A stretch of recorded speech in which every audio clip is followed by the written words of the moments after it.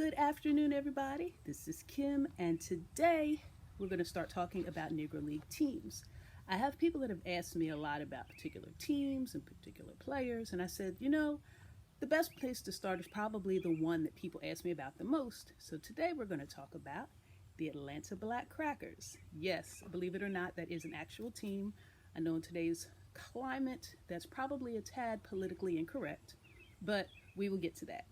The Atlanta Black Crackers were around from 1919 to 1949. They actually there was a minor league team in Atlanta at that time, which was called the Atlanta Crackers. That was the white team. They owned the Ponce de Leon Park, which is where the Black Crackers would play. Now, at that time, they weren't the Black Crackers yet. They were actually the Atlanta Cubs. They were a very dominant team. They weren't really strong financially, so they only played in the Negro League. The whole time that they were playing, they only played in the league for 1 year, because that was the only year they could afford to travel. All of the other times, they played just locally. But during that time, the owner of the Crackers recognized that if he leased out the park to the Cubs at that time, they could really, make a lot of extra money. The Cubs recognized that if they changed their name, that they could capitalize off of the popularity of the Crackers. But in talking to one of the players, this was a couple of years ago, what he said is what they did was they turned it kind of into a gimmick, where the team itself was so dominant that if they were to hit a single, a double, or a triple, they would actually step off the base and let the other team tag them out. The only thing they'd count was home runs. So for the crack of the bat, Atlanta Black Crackers. So they would play when the Crackers were out of town. Then the Black Crackers would play at the stadium. And when they were playing, it was open seating. People could, go wherever they wanted, do whatever they wanted.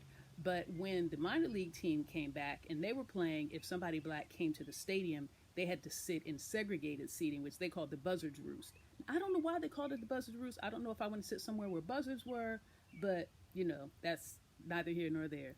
But anyhow, so they were around.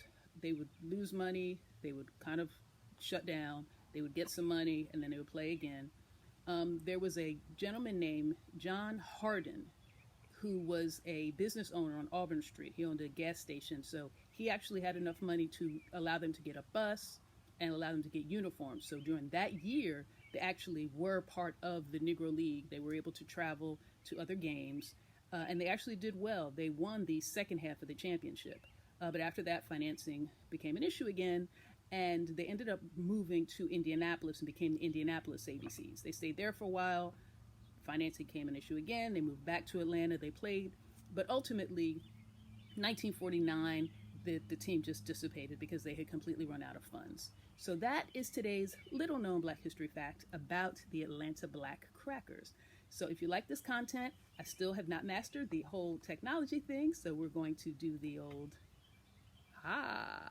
So you can catch us online, blackb4u.com, all social media, Facebook, Instagram, Twitter, LinkedIn, and YouTube at blackb4u. And if you like the jersey, you can also get that on our website. So empowering our future by honoring and preserving our past. This is Kim. Have an amazing day.